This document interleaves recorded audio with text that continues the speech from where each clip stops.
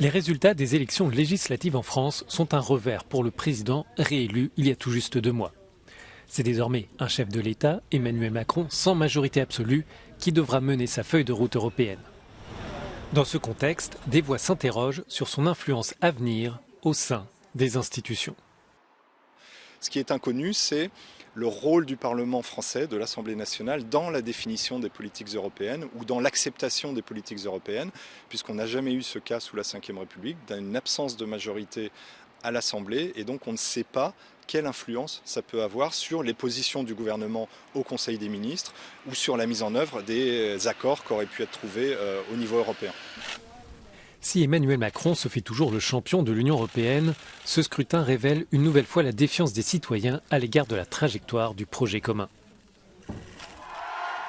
L'extrême droite rassemble 17% des voix et l'union de la gauche, qui appelle à la désobéissance vis-à-vis des institutions, recueille près de 32% des suffrages.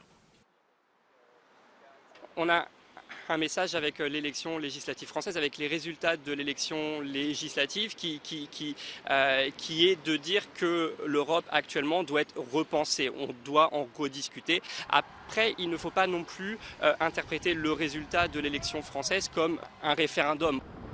La gauche espérait imposer une cohabitation entre le chef de l'État et l'Assemblée nationale.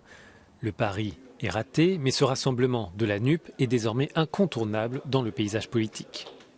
Si ce rapprochement a fonctionné dans les urnes françaises, cette alliance des sociodémocrates, des écologistes et de la gauche radicale ne semble pas évidente dans d'autres États membres, même si de nombreux gouvernements sont confrontés à la nécessité de former des alliances. On voit qu'en Allemagne, par exemple, sauter le pas d'une coalition entre le SPD et Die Linke, par exemple, n'a pas été fait au niveau fédéral. On voit que dans d'autres États, l'Espagne, par exemple, la coalition Podemos, PSOE, le Parti socialiste, n'a pas porté de fruits. En Belgique, par exemple, on voit que les socialistes ne veulent pas s'allier, ou en tout cas, c'est plutôt l'extrême gauche qui ne veut pas s'allier aux socialistes. Et dans les pays du Nord, sociodémocrates par tradition, il n'y a pas vraiment de perspective de ce genre d'alliance. Donc c'est très difficile de voir dans cette situation française l'annonciation de quelque chose qui pourrait être fait dans d'autres États européens.